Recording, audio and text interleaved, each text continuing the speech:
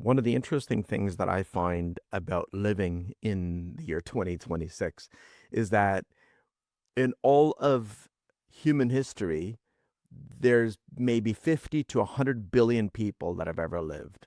Out of those, we have less than 1% that have actually ever experienced a real innovation because innovation happened at a slow pace throughout our history. And yet, here we are where you and I and our children are seeing innovation at such an incredibly rapid pace. So, up until late last year, AI really was a chatbot that was smarter than chatbots before, right? There was not a huge difference to everyday people. And then all of a sudden, things changed. And now we have OpenClaw, which is unbelievable in my mind. It is equivalent to how life changed for me when I got my first dial up internet connection. All of a sudden, I was able to see that this dial up internet connection is access to a whole new world. And that imagination literally just refined every single day with new possibilities. And that's where I feel like we are now again with AI being applied in a way that we've never seen before. Do you see it that way? Yes, it's moving fast. I have a different way of seeing it. For me, it's a new tool in the technology stack. Maybe more risky. I want to be pragmatical because sometimes if you're not pragmatical, it becomes really difficult. But I am with you. It's moving fast. It's bringing capabilities faster that we can consume it. And I think that's where the risk and the challenge is. Because keeping up with that in both sides, applying it and defending from it is a real challenge.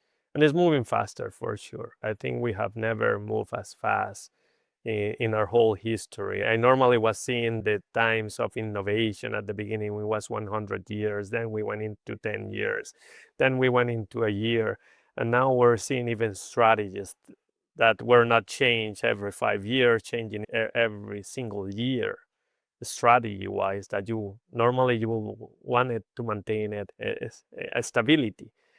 So it's very challenging for the executive, the leaders, and everyone that is in the market because as long as you're applying something, something new is coming, and you need to start thinking on how to pivot into that if it's needed or not needed. So it's becoming a challenge for I think everyone in the market because it's moving really fast, and we're all feeling that we're catching up. Right. One of the catching up components that really had me thinking this weekend a lot was the fact that we have enterprises that are very cautious and careful to adopt AI in a way where it isn't going to wreck their business. And on the other extreme, we have startups that are basically using automation and the likes of OpenClaw with skills that can be created in a matter of minutes and an entire new agents that can be set up in a matter of hours. And so before you know it, you've got a little startup company with a single human that can operate many bots that can basically compete with an organization of 30, 40, 50 people that took 10 years to build in the traditional sense. And now all of a sudden, a single human can compete with an organization that would be unthinkable even 2 years ago that could happen. Is there a way where we're going to see a major reset because of that rapid innovation at the small scale?